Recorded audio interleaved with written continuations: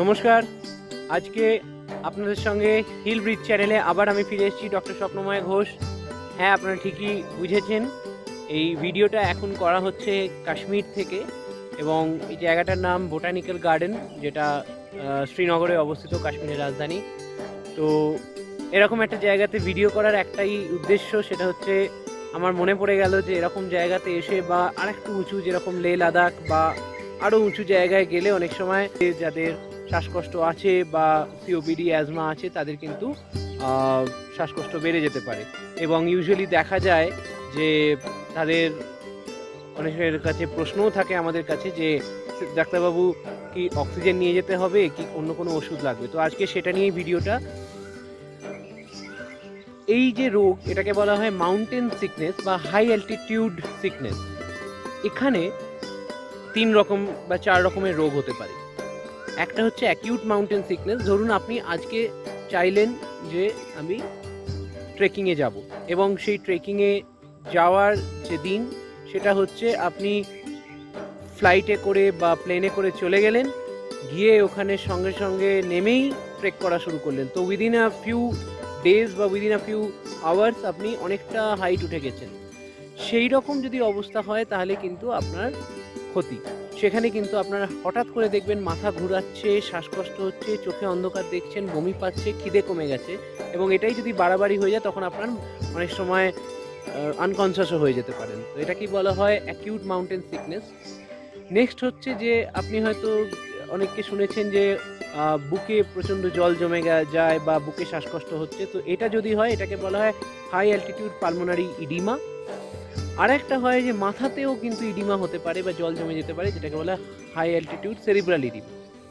এইবার এইগুলো থেকে এড়াবো কী করে? অ্যাকিউট মাউন্টেন সিকনেস যদি হয় তখন সব থেকে যেটা ইম্পর্টেন্ট সেটা হচ্ছে পেশেন্টকে নামিয়ে আনতে হবে যতটা নিচে পারা যায় সম্ভব, পারলে মেন সি লেভেলের কাছাকাছি। তার যদি অলরেডি কোনো রকম লাংসের রোগ থাকে যেমন সিওপিডি বা অ্যাজমা, সেক্ষেত্রে তার ট্রিটমেন্ট অর্থাৎ নেবুলাইজেশন, তার সঙ্গে তাকে অক্সিজেন এবং তারই সঙ্গে আমরা দিই হচ্ছে অ্যাসিটাজোলামাইড বা ডায়ামক্স বলে একটা ট্যাবলেট, এবং পারলে যদি ডেক্সামিথাসোন পাওয়া যায়, ডেকাড্রন, সেটাও দেওয়া যেতে পারে। একটা ডোজ আছে, সেই ডোজে আমরা দিই। যদি হাই অ্যালটিটিউড সেরিব্রাল ইডিমা বা হাই অ্যালটিটিউড পালমোনারি ইডিমা হয়, ইন দ্যাট কেস আমরা আগের থেকেই পেশেন্টকে বলবো যে আপনারা অক্সিজেন সিলিন্ডার নিয়ে যান, কারণ ওই হাইটে গেলে, অর্থাৎ ইউজুয়ালি এই হাই অ্যালটিটিউড পালমোনারি ইডিমা বা হাই অ্যালটিটিউড সেরিব্রাল ইডিমা হতে গেলে মিনিমাম 5000 কি 6000 মিটার উঠতে হয় এবং সেক্ষেত্রে পেশেন্টদেরকে বলাই থাকে যে আপনাদের সঙ্গে অক্সিজেন সিলিন্ডার, সঙ্গে ডায়ামক্স এবং ডেক্সামিথাসোন বা ডেকাড্রন এই ধরনের ওষুধ আপনারা রাখবেন। এবং হঠাৎ যদি সেটা শুরু হয়ে যায়, মাথায় যদি হঠাৎ করে দেখে যে কোনো মানুষ অচেতন হয়ে পড়ছে, তার হয়তো শ্বাসকষ্ট হচ্ছে, তার কিছুক্ষণের মধ্যেই তিনি একদম আনকনসিয়াস হয়ে আর কোনো উত্তর দিতে পারছেন না, কথা বলতে পারছেন না, এইসব ক্ষেত্রে পেশেন্টকে সর্বপ্রথম নামিয়ে আনতে হবে যতটা পারা যায়।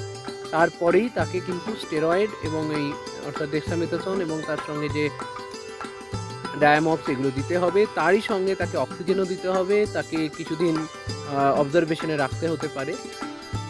তো কিভাবে এড়াবো সেটা হচ্ছে আস্তে আস্তে উঠতে হবে। যদি আপনি ট্রেকার হন তো একই দিনে অনেকটা না উঠে গিয়ে পারলে সেটাকে ভাগ করে নিন।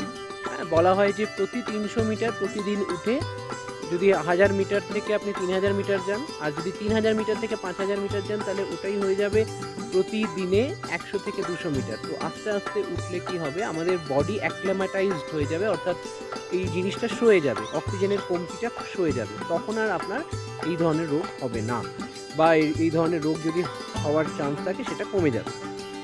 এছাড়া আমি বলবো সঙ্গে সঙ্গে সবসময় ইনহেলার এবং যা যা ওষুধ আপনি নেন সেগুলো অবশ্যই রাখবেন। যাদের হার্টের প্রবলেম আছে, যাদের ডায়াবেটিস আছে বা যাদের আর কোনো রোগ আছে তারা অবশ্যই সঙ্গে ওষুধগুলোকে রাখবেন এবং পারলে একটা অবশ্যই মেডিকেল সার্টিফিকেট করে নিয়ে যাওয়া বেটার। এবং আমি বলবো যদি কেউ এরকম সমস্যায় পড়েন এবং হাতের কাছে আর কিছু না থাক, পারলে যদি একটু অক্সিজেনের ব্যবস্থা এবং স্টেরয়েডের ব্যবস্থা করা যায় তাহলেও কিন্তু এইসব ধরনের পেশেন্টকে বাঁচানো সম্ভব। আশা করি আজকের ভিডিওটা ভালো লাগবে এবং আজকে একটু নতুন ধরনের ব্যাকগ্রাউন্ডে ভালো লাগবে। থ্যাংক ইউ, ভালো থাকুন, সুস্থ থাকুন, দেখা হচ্ছে।